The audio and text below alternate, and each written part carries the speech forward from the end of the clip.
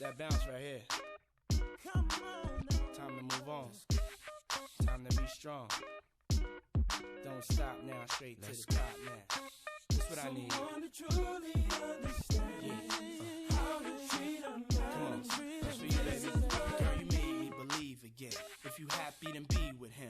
Go ahead, mommy, breathe again. Go ahead, mommy. So good morning, ladies and gentlemen. Welcome to the Louis Sports Network. It is your boy Louis back with another one, back with another heavy hitter banger with yet another video. Make sure you smash the like button, hit that subscribe button, make sure the notifications are turned on, make sure that you share the video, and make sure you comment down below. Appreciate it. Going right to it. So I was reading an article on Bleacher Report about Barry Bonds, and he opens about how the Major League exiled him. He says he feels like a ghost, and he says that he feels very heartbroken that all of a sudden he feels like he's a forgotten man in baseball history. Barry Bonds, I'm looking right into this camera as I'm recording, and I'm telling you this. You were a dick to your teammates. You were a dick to the media. You were pretty toxic. So how are you going to expect to get love if you just treated everybody like crap? You weren't the easiest to play with. Now, there's some people who knew Barry very well, and they'll say, well, Barry's not, he's not bad of a person. And I'm sure of that because people know Barry more personally, the ones who do, right?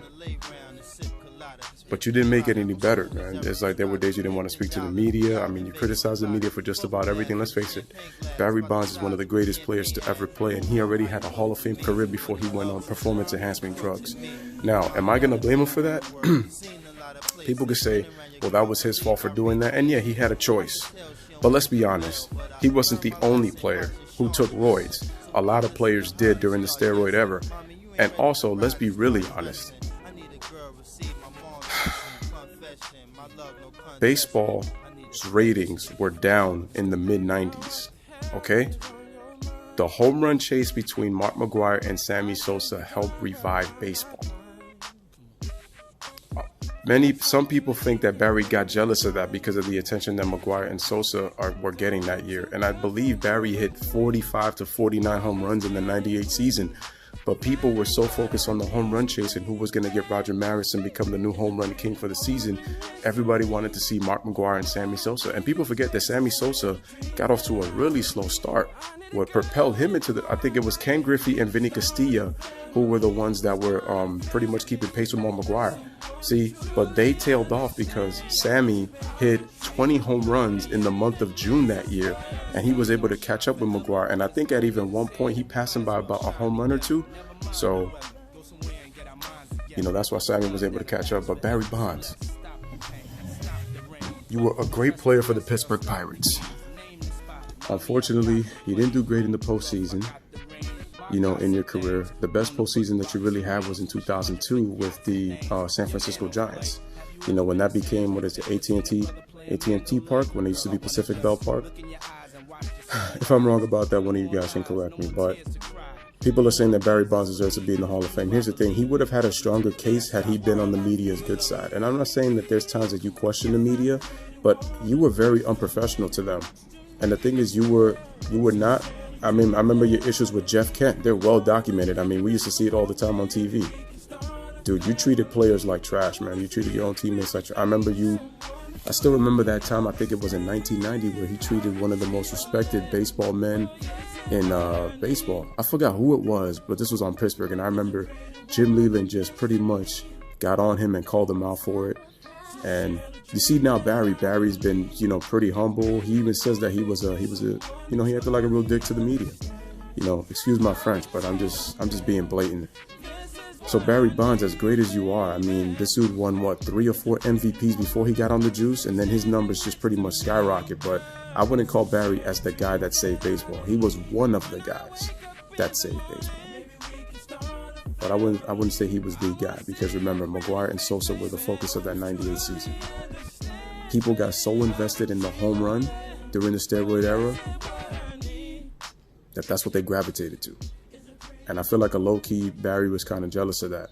So it's funny that Barry wanted the spotlight. Barry was all about wanting the spotlight, but he didn't want to speak to the media, because when you speak to the media, it's kind of like the spotlight continues to be on you. But it's pretty much like he wanted the attention but didn't want the attention. As in, he wanted the attention from the fans, but he didn't want attention from the media. Because when you're in the spotlight, all of that is pretty much grieved in together. And it's the life of an athlete. No matter how much you don't want to escape it, when you're a big star, when you're a superstar like Barry Bonds, I mean, this guy used to steal. I mean, he was one of the OG members of the 40-40 Club. So, and the thing is, you cheated. So that's the problem. So the reason you're not on baseball's good side is because your personality, it was pretty toxic when you played.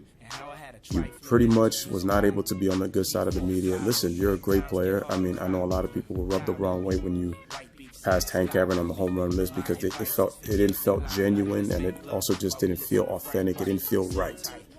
So, and my thing is, Barry Bonds, like I said, he's not the only one that cheated. Okay? And like I said, I fully blame baseball for how I blame the Cubs for how they treated Sosa. They knew he was on the juice, but they want to sit there and act like Sammy Sosa owes them an apology? You got to be kidding me. He put asses in those seats in Chicago. So I don't want to hear that crap when he played for the Cubs, giving you 60-plus home runs per year. Like, Sammy Sosa made baseball exciting again, and not just Chicago, but in baseball. Same thing in St. Louis with Mark McGwire. See, at first I got on Mark, but then I realized Mark is not to blame for this, because at the time that they were taking it, it was legal and baseball knew about it. So why the hell are we getting on these players for taking something that was legal? And McGwire and Sosa are pretty much owed more gratitude because they saved the game.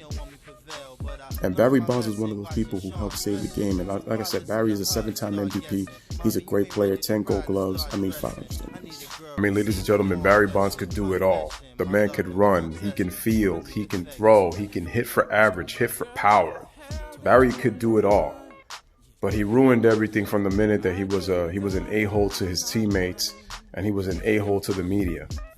Because honestly, he would have had an opportunity to probably have people pretty much support him, because the only real fans that support him are the fans of the San Francisco Giants. You know, they're always going to support him.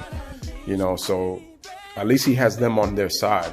But when it comes to the rest of baseball fans, at least the ones that respect and have watched the game a long time, and you have, again, people that are in the game, they're not going to have that same respect. Now, some people respect him. Don't get me wrong. There are players who respect Barry Bonds and who have a liking to him and who are probably very good friends with him. And then you have other ones who couldn't stand him. So Barry Bonds was an unbelievable player, man. And I saw Barry Bonds in his prime. That dude was special. Now, again, I'm going to say this. The media... I shouldn't say the media. Baseball, to me, has blame, but Barry Bonds just has much blame. So it's kind of like, do you really think he could be in the Hall of Fame? And it's kind of like, when you look at numbers, he should be in there.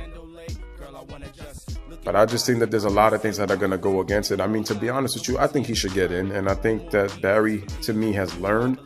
But I just think what you did in the past is just going to be difficult to recover from. But he should be in the Hall of Fame, though. That's my thing. I think he should be in, because when it comes to production, Barry was one of the best ever. So once again, ladies and gentlemen, it's your boy Louis with another one. Let me know what you guys think in the comments. As always, live, laugh, love. Thank y'all for watching.